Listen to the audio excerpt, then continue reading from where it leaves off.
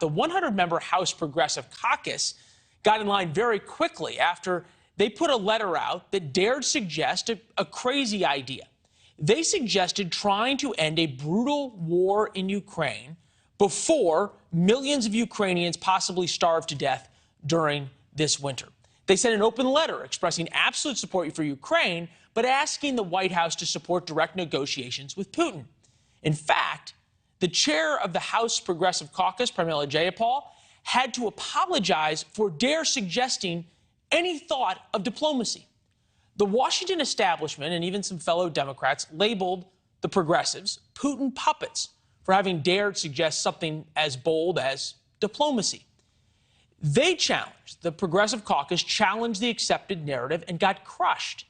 It's the going thing now on both sides. Just crush the messenger, not the message. It's a bad trend. Rather than talk about the merits or lack thereof, fellow Democrats pounced. Their own Democrats pounced. And they pounced because who can argue with at least exploring negotiation? Seems like a perfectly reasonable position. As reported by Politico, Jake Oshensloss, Democrat of Massachusetts, called it an olive branch to a war criminal who's losing his war. Susan Wild, Democrat of Pennsylvania, told Politico she was dismayed that some of my Democratic colleagues think we can negotiate with Putin. Evidently, those two congressmen really believe it's possible to beat a crazed dictator with the world's largest nuclear arsenal and then beat Vladimir Putin into submission. If you suggest something to the contrary, well, then you just want to give Putin a free pass. Forget discussing the proposal or why negotiating with Putin will or won't work. They attack the person who dares question the orthodoxy. It was probably a new feeling for Jayapal and other progressives, AOC, for example. They're the ones usually doing the pouncing. Take COVID, for example. If you question school lockdowns, if you question vaccine mandates, or said cloth masks didn't stop transmission, or if you dare say the virus likely came from a lab in China, well, then you were a racist science denier.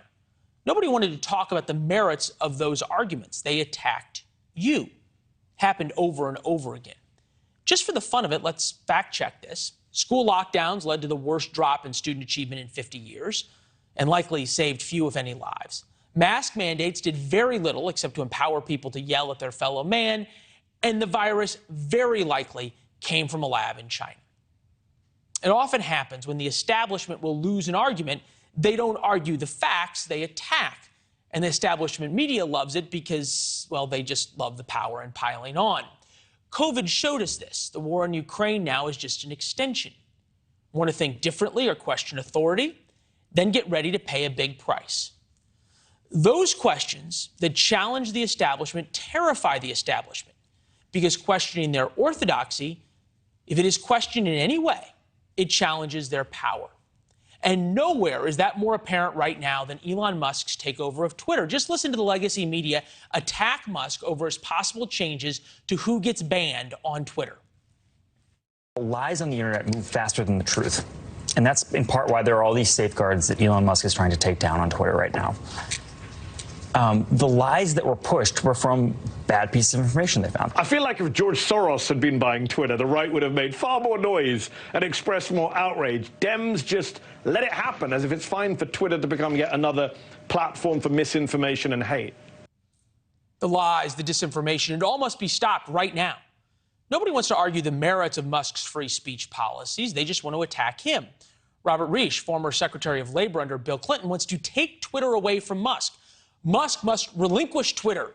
His Sunday Post shows he has neither the judgment nor character to manage the platform, as if the former secretary is the arbiter of the morality of who gets to buy what company in America. Again, just attack Musk. Never mind that the left loved Twitter when it banned Trump and others.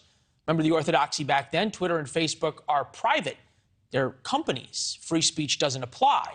To be fair, Musk tweeted but then deleted a post about a conspiracy theory involving Nancy Pelosi's husband. In Musk's words, there is a tiny possibility there might be more to this story than meets the eye.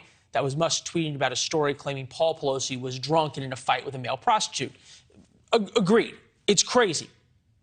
But Twitter, they're the same folks who banned the Hunter Biden laptop story as Russian disinformation.